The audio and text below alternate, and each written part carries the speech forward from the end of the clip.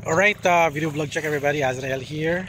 Welcome to my vlog one shot here in Dinagat Island. So we are here sa Black Beach. They call it the Black Beach. Hindi ko alam kung bakit di naman siya black.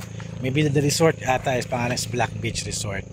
So kalmado yung dagat dito. Yung medyo banda doon sa Loreto, far away, medyo hindi maganda yung dagat kasi gawa ng mining activities. So iba yung kulay doon.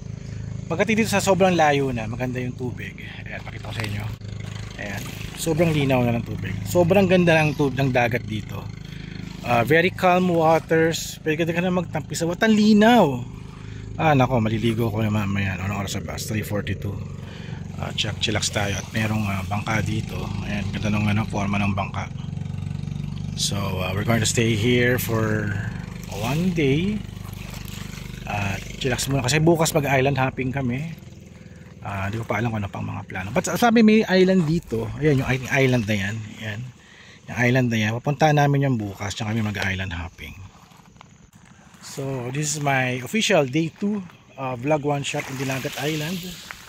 At finally, medyo mahaba yung biyahe going here. But makikita ka na ng beauty, no, sa northeast of Mindanao. Ito yung makikita natin dito. Hindi lang puro Siargao, hindi lang puro Surigao, Dinagat Island. Although for tourism, meron na siya. Hindi ko lang alam kung paano yung packaging nila, no? Paano nila binibenta tong mga tours nila. But yun ang aalamin natin. Pero hindi naman tubig. Oh. Napakaganda, very quiet. So imagine this is very raw. Ito na yung parang okay na resort na napuntahan ko. May swimming pool din kami dyan, pero wala nga lang siyang tubig eh. So hindi nilagyan ng tubig yung swimming pool. Sayang. So kasi one day lang kami dito. Here sa Black Resort or Black Beach area. Ewan ko kung bakit tinawag na Black Beach. Tsaka ang ganda, grabe. Ang ganda. Grabe. So that's it for my day 2. Bukas day 3 tayo sa Dinagat Island. And I'll be posting more vlog watch. So, pinapakita ko lang sa inyo yung beauty na nakikita ko dito.